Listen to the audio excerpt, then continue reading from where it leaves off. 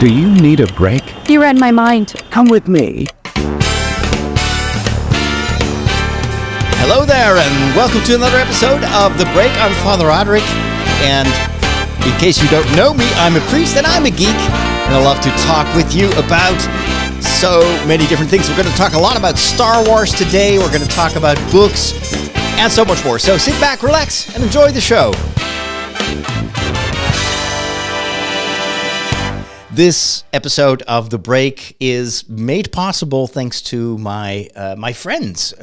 I have a small but very faithful community of people that support me with small monthly donations, and they help me to do this ministry and to create these podcasts and also to create videos on TikTok and YouTube and so much more.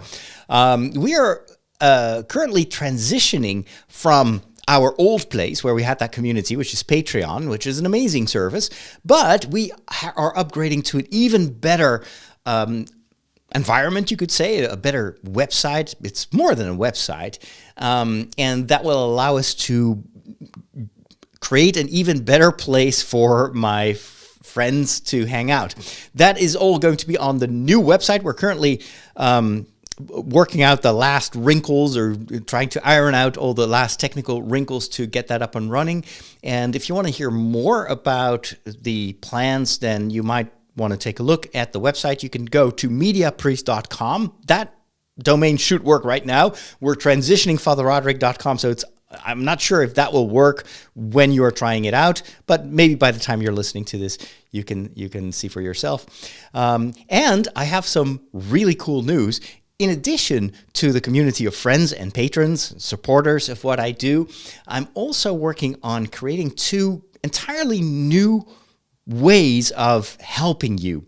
And those are going to be two membership communities that will feature monthly master classes and also a monthly digital retreat.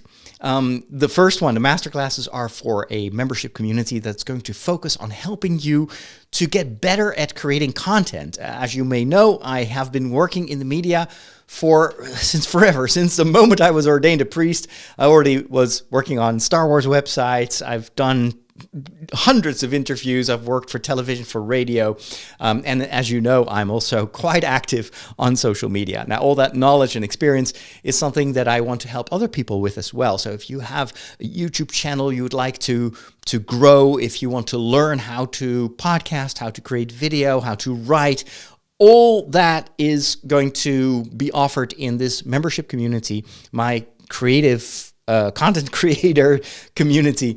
So that's going to be one membership community. The other one is for those of you that want some help in personal development, in growing both in your faith, in your life, when you're struggling with issues, if you need help to become stronger, healthier, more spiritual, a better citizen, whatever.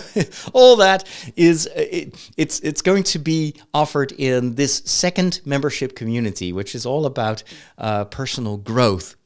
And that one will have monthly digital retreats. And both communities are going to have a vibrant community of people that can also share their own experience and knowledge and advice with you.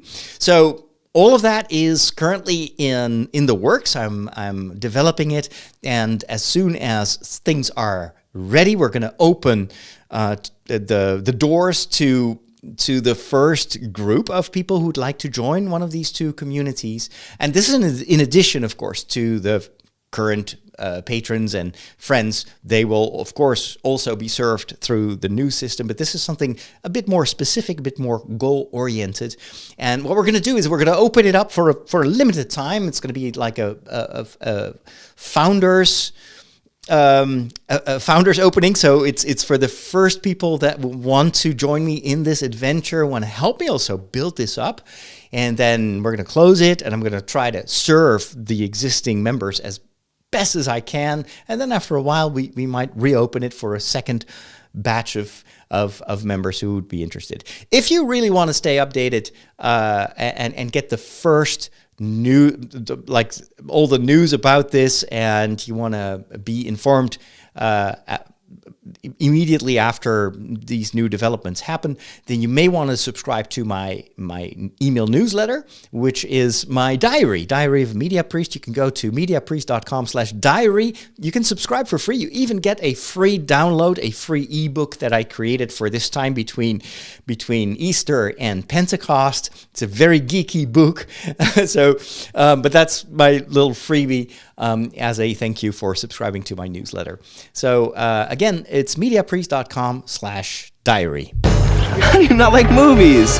They're predictable. Like, the guy gets the girl and that kid sees dead people and Darth Vader is Luke's father. Not liking movies is like not liking puppies. They're fine. I just get bored and never make it to the end. You know, you need a movie education. You need a movication. I'm gonna give it to you.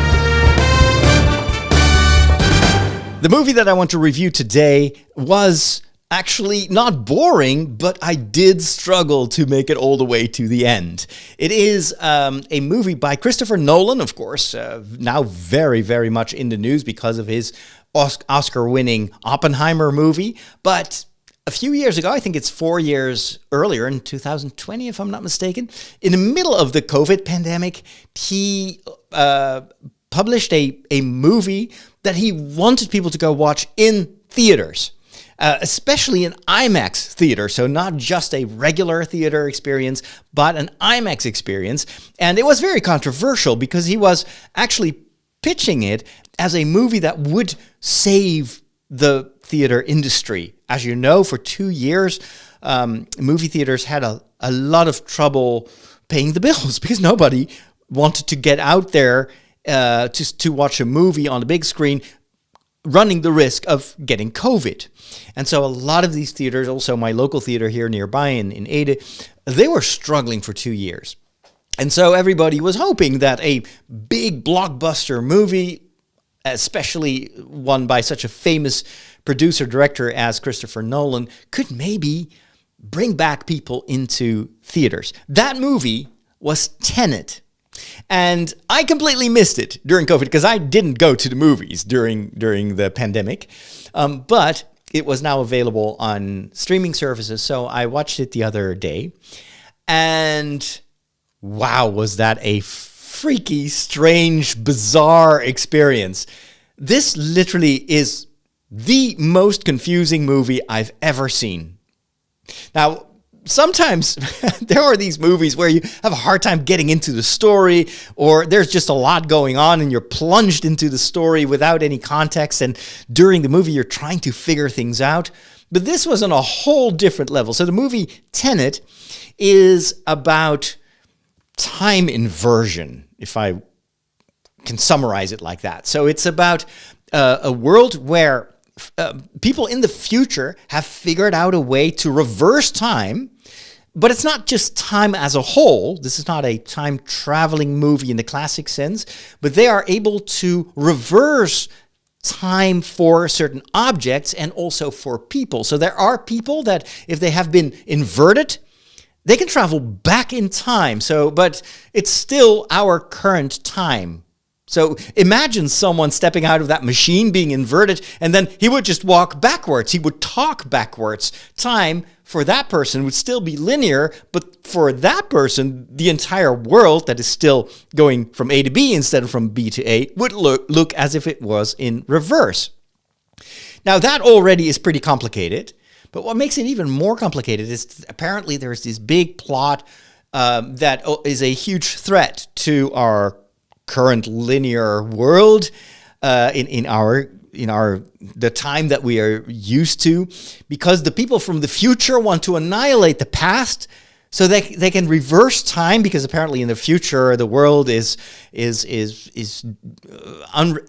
irreparably damaged by climate change, etc. So they want to reverse time for good so they can reclaim the earth, but the price that has to be paid for such an inversion of things is by annihilating the existing past or present. Or you see how complicated this is? Now, the whole thing is Christopher Nolan almost on purpose didn't want us to understand everything. So even though there's a ton of exposition in the movie, it is almost as if he on purpose tries to confuse us. In addition to that, what makes it even worse, at least if you want to understand the movie, is that almost all the dialogue is totally incomprehensible. The audio mix, is terrible. And apparently that was on purpose. So the music, the sound effects, the background noises, it's so overpowering that you have a hard time understanding what is said in the movie. And then at times, people are talking backwards and they're using apps to oh my goodness. It is just so utterly incomprehensible. And apparently the advice that Christopher Nolan gave the movie goers at the time was, well, this is not really a movie you have to approach intellectually, trying to understand. You have to feel it. You have to just open yourself for the experience. Well, I had no choice. There was just no way that I could understand what was going on. It was so convoluted, so complicated, so confusing that I just sat there and I was just watching and waiting for something to dawn upon me. And yes, towards the end of the movie, some things were starting to become more or less clear. I was like, oh, so I kind of see what's going on. But there's just a ton of plot holes in this and things that are not explained. And if you think about it, it doesn't make sense at all. It's such a strange movie. I've listened to a number of podcasts that review the movie, some of my favorite podcasters analyzing the movie in the hopes that maybe I had missed something, and these reviewers usually watch the movie several times. So I figured, well, maybe they can explain it. I did this for Back to the Future as well. And I remember listening to some podcasts that really go into all the details of the time traveling and, the grandfather paradox. What happens if you meet your grandfather and you accidentally kill him? So you would never be born. But how, if you have killed him in the past, could you even be there to kill him and all that sort of stuff? And almost all these podcasts said the same. We don't get it either. We've watched it several times and we still don't understand what's going on. It's really crazy. So the movie in its first week did very well. People were very curious about it. Of course, this was also in a time where much of the news was preoccupied with the pandemic. And so the movie didn't get that much press in the first place. So the first week was actually quite good box office wise. And then the movie just tanked because everybody was like, yeah, don't go watch this movie. It's really not worth getting COVID for. It is so incomprehensible. And that was exactly how I felt after watching the movie. It was kind of mildly entertaining, but still, this is a Christopher Nolan movie. And if you look at the praise that he got for Oppenheimer, you wonder, how could the same guy make a movie that is so, really nonsensical as Tenet? I do believe that if you watch it several times, you might actually understand a little bit more what's going on and catch some details here and there, but it's not really worth it. It doesn't really give you a deeper insight or this aha moment where all of a sudden everything falls into place. That's what I was hoping until the last minute. I was actually even hoping that there might be a post-credits scene that would put everything together, but none of that happened. So I was like, okay, so that's, what is it? It's a long movie. It's 2.5 hours that I will never get back. Was it worth it? Nah. It was really not worth it. It's such a strange movie. Why would you make a movie like that? Anyway, the only redeeming factor is that it is nicely shot. The cinematography is pretty good, except for the battle scenes, which unfortunately are very important. So there's a lot of fighting going on. First, it's one-on-one fighting choreography, and later on it's this big kind of open air battle between factions, and all of that looked very generic and just not very interesting. The fighting stuff was not filmed very well, and at the same time it took way too much time in the movie itself. So at one point I was like, okay, let's get this over with. Can I fast forward this? But the locations where they shot this movie are sometimes very very cool. They've been filming in Italy at one point. There's some gorgeous, gorgeous views, but that's Italy. That's not Christopher Nolan. That's just because Italy is such a beautiful country. But so that I enjoyed. But the rest, no, I would definitely not recommend that movie. Something I would recommend, however, switching to the second topic of this movie TV segment, is the new trailer for Tales of the Empire. This came out of at least for me, came out of nowhere this past week. It's a new trailer, and this is the sequel to the very popular Tales of the Jedi, which came out last year, I think, which I think was incredibly well. So this originated literally in Dave Filoni's car. He told the story while he was speaking on stage at the Star Wars celebration in London, and he shared how oftentimes he would commute to work, and then because he was stuck in traffic or whatever, he was thinking about all these loose threads in the overall story of Star Wars and little stories that he had developed in his mind, for instance, while he was working on the Ahsoka series. And every writer does this, even for just novels. You create a backstory for your characters, which you don't write down necessarily, maybe just in your own notes, but it's too inconsequential, or it's just background information to kind of flesh out your characters so that they feel like real people. And so some of these stories that he had developed for Ahsoka and for General Grievous and for Qui-Gon Jinn's character, some of that backstory, he was like, I wish I could tell these stories. I wish I could show these stories but they're too small. It's just not enough for a television series. We only have limited options when it comes to TV. As you know, of course, Disney is trying to reduce the number of television series that they're putting out in movies in order to up the quality and to save costs. So you can't have like television series about Qui-Gon Jinn, the younger years of General Grievous, etc. But in an animated series, there might be an option to tell these small vignettes that fill in the backstory of all these different characters. This is how Tales of the Jedi came about, and I really liked that series. I thought the vignettes were the ideal length, not too long, not too short. They were very well animated, kind of on the level of the later Star Wars Rebels and the current Bad Batch. It's kind of really good quality animation. And I like to just discover these small backstories. So I thought that we would get, since this series was very popular among fans, that we would just get a second batch of Tales of the Jedi. But to everyone's surprise, it turned out to be Tales of the Empire. And this time the stories will focus on some backstories of characters and events from the perspective of the Empire. So let's take a look at the trailer that dropped 5 days ago and immediately garnered about 3 million views. Why do you seek imperial favor? Thrawn, I love it. Years ago, my people were all but destroyed. Some characters from the Clone Wars. Gives me strength.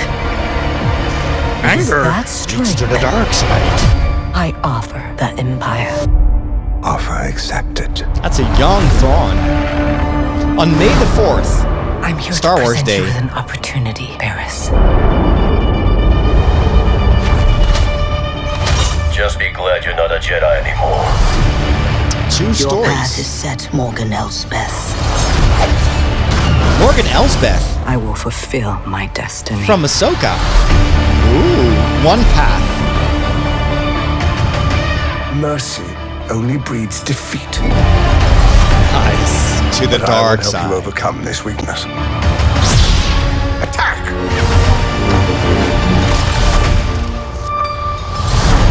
You said the Empire would help to change things. Everything comes at a cost.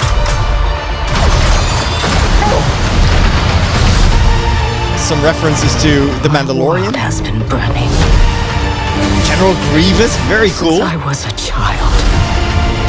You cannot stop what has begun.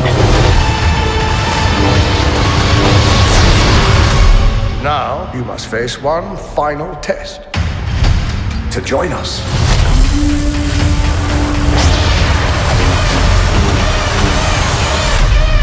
It is time you meet your new master. The Emperor? Or who is this? Darth Vader, yes. Long live the Empire. Tales of the Jedi, Tales of the Empire. Original shorts available May the 4th. This is amazing. So apparently we're going to have the entire series to binge watch. It's going to be published in its entirety on May the 4th. What a great way to celebrate Star Wars Day.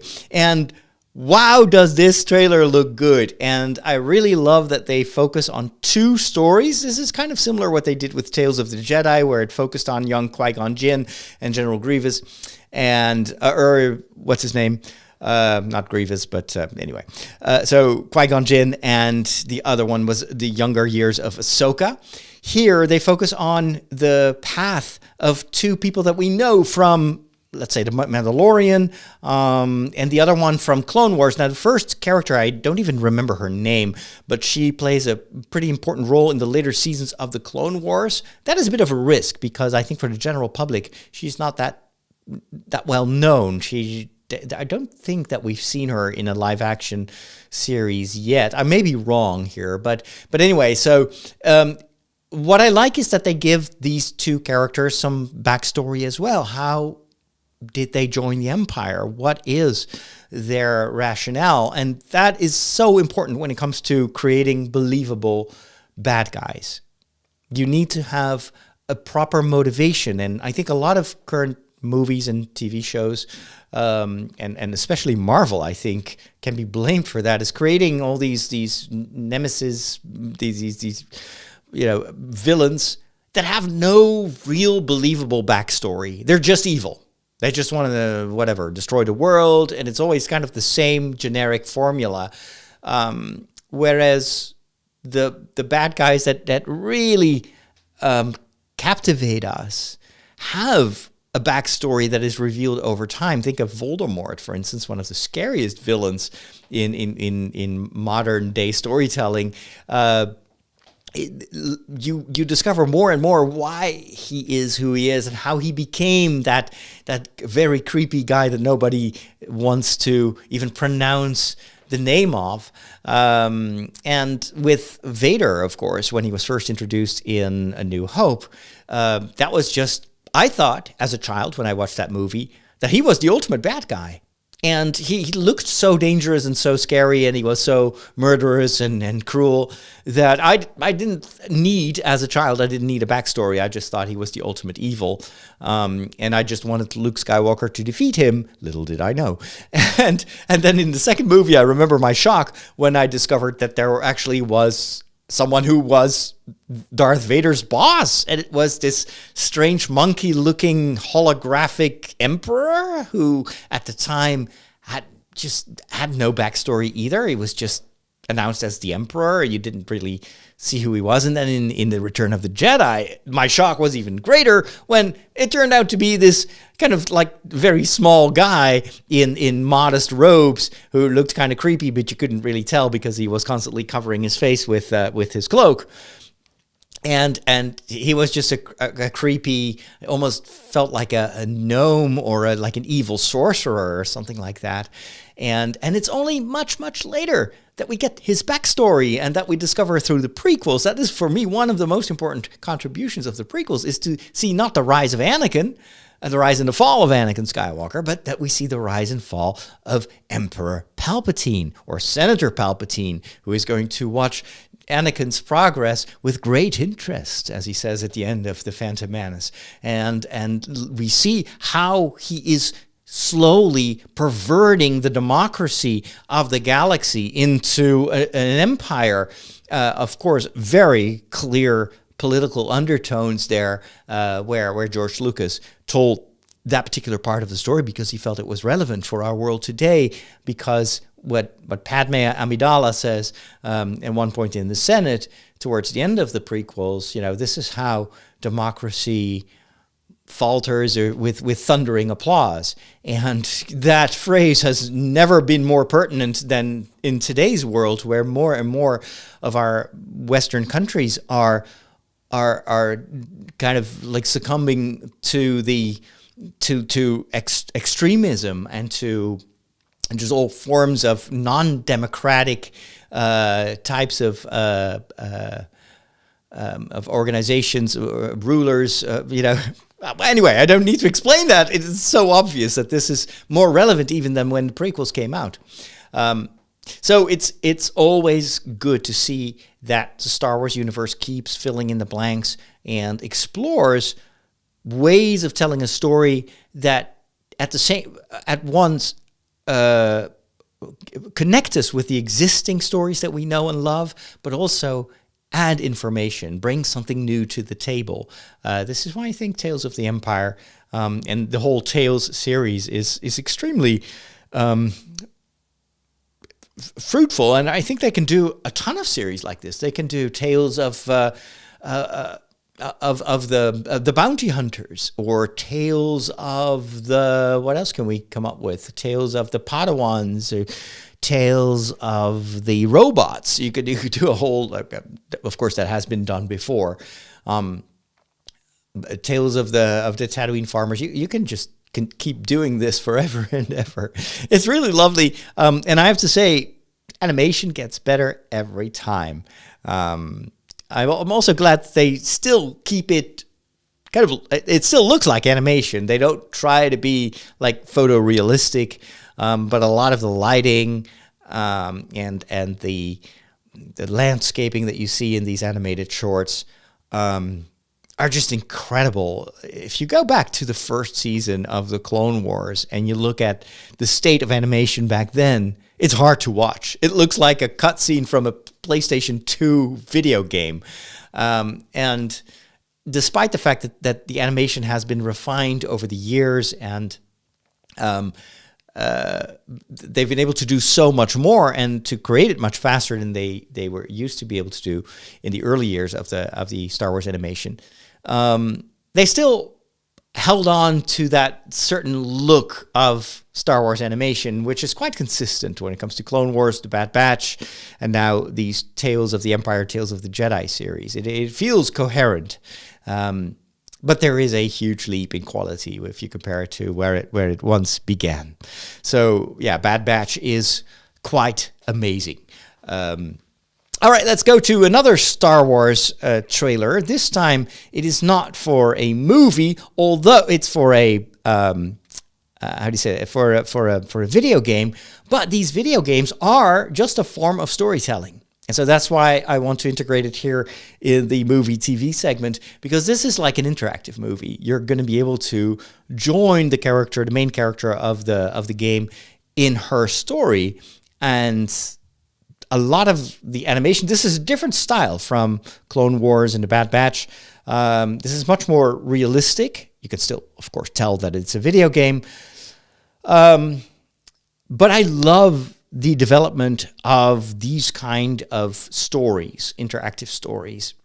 I loved the Fallen Order series. Still have to play the second game. I'm waiting for the price to go down a little bit more. And then, of course, this new game is called Star Wars Outlaws. And the official story trailer, we have already seen, of course, like a short teaser trailer, which was really good.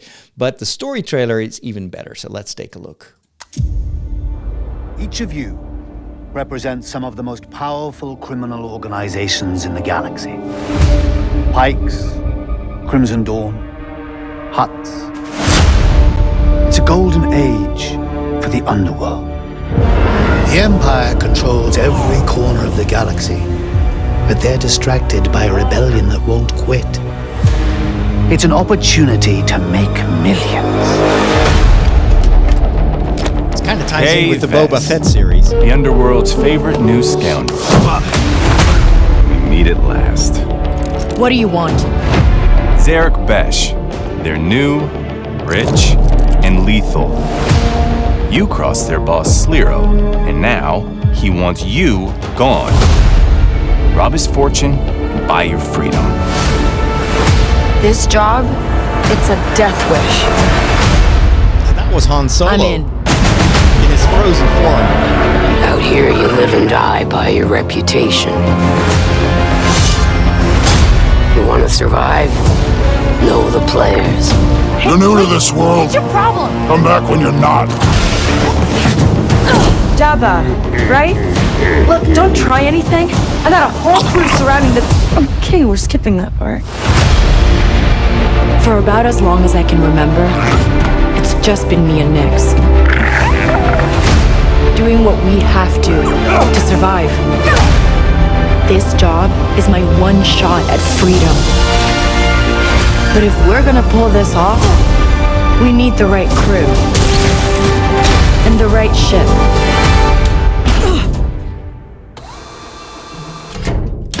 Yes! Hang on. I hire you because you are one of the best hunters in the Outer Rim.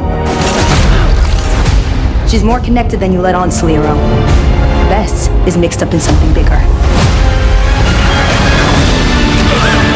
The Outer Rim is a dangerous place.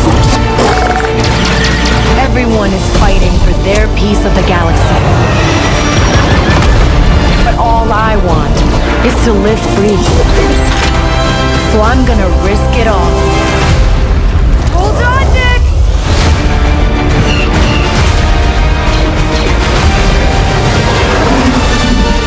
Star Wars Outlaws, pre-order available now.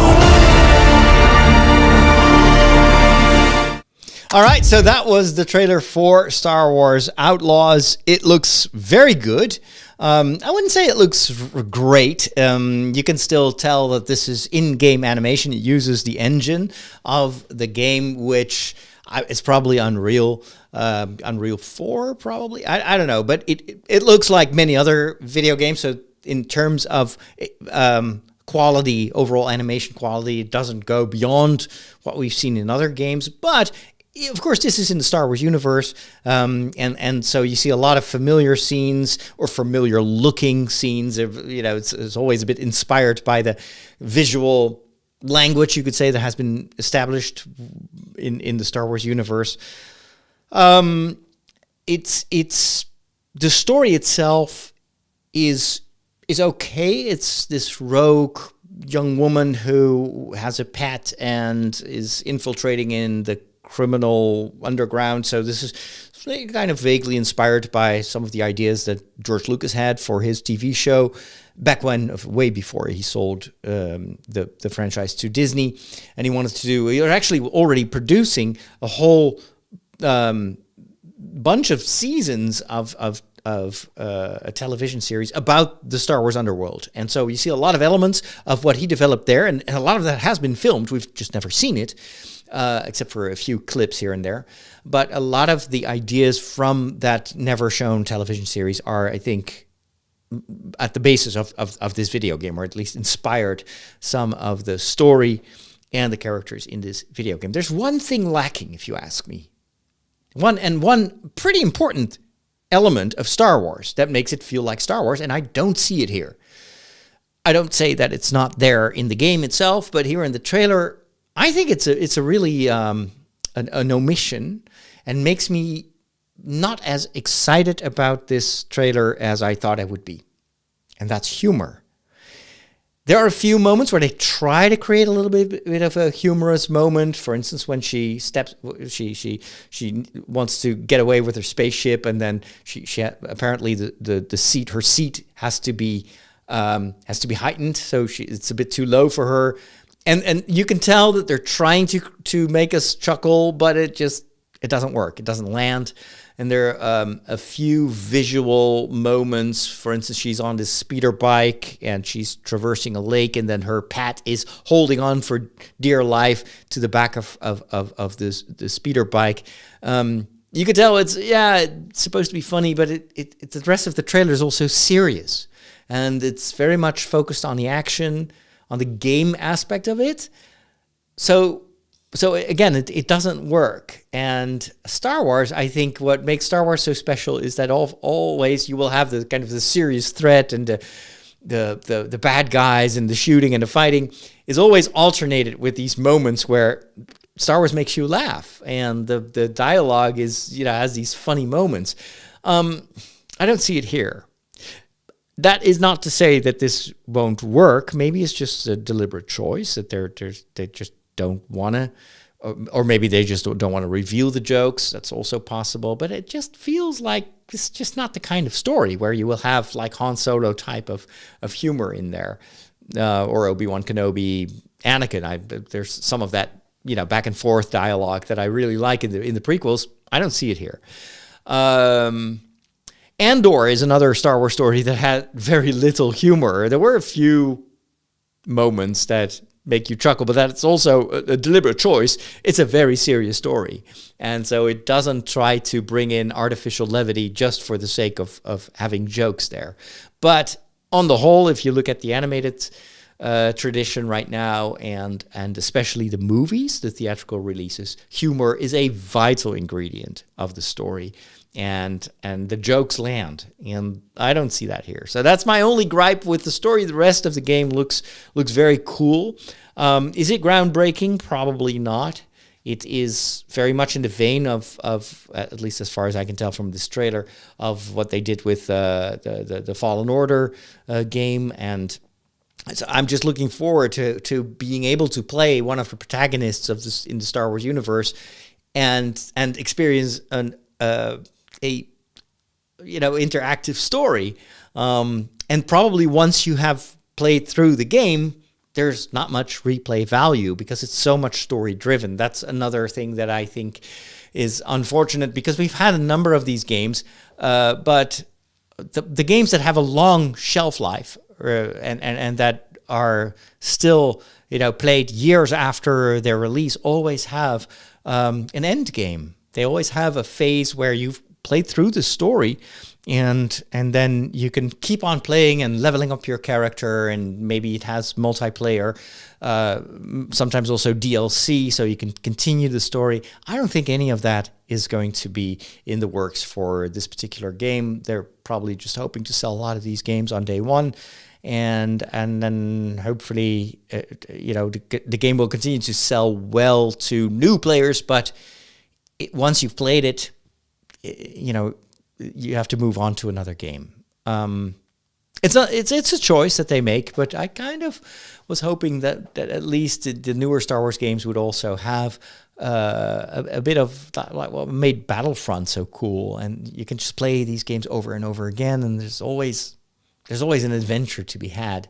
I really miss the continuation of the Battlefront series. I thought that set the bar so high, and it was so much fun to play. It still is a lot of fun to play, but the player base is shrinking because these games are not supported anymore, and eventually they will at one point just stop being fun because there are no more players. This is definitely the case with the first Battlefront game of the new batch, of course, because there have been multiple incarnations of the Battlefront series. But some of these older games are still, they look gorgeous. I'd love to play them, but without fellow players, it's no more fun. Maybe AI in the future can give more longevity to multiplayer games like that, where they can replace real players with AI. I mean, why not? But we're not there yet. So anyway, I hope that Star Wars will continue to thrive in the gaming universe, and that we'll get more and more games that will help us to immerse ourselves in that world. And maybe the future is going to be in VR. Maybe Lucasfilm has been dabbling, or LucasArts, I should say, which is the gaming division of Lucasfilm. They've been doing some shorter games in VR. I remember playing this Darth Vader apprentice game on the Quest, and that was the most immersive Star Wars experience that I've ever had. You become face to face to Darth Vader, and then you realize how scary he truly is, because he's standing right there, towering over you. So that was quite an unforgettable experience, but very short. And I'd love to see more games like that, but then make it an RPG that I can play for months. That's my ultimate dream, and I'm sure that one day we'll get there. I just hope I don't have to wait too long. And with that, it is the end of our episode of The Break. Of course, for my supporters, my patrons, I've got a slightly longer version of the break, so stay tuned if you're one of those. And if you want to continue to support me, right now we've closed the subscription to Patreon because we're in the process of moving to our new website environment, but that's only going to be for a very short time. If you'd like to listen to these longer shows, to these premium shows, very soon we will reopen the ways to support my mission and my shows. If you want to stay informed, as I said before, make sure you are subscribed to my newsletter over at mediapriest.com/diary. It's free. You can always unsubscribe if it's too much for you, but that is the perfect way to stay informed about all these new things, and it's for me a way to connect with you on a more personal level. So thank you so much for the privilege of your time. May the Force be with you, live long and prosper, and we will talk soon. God bless.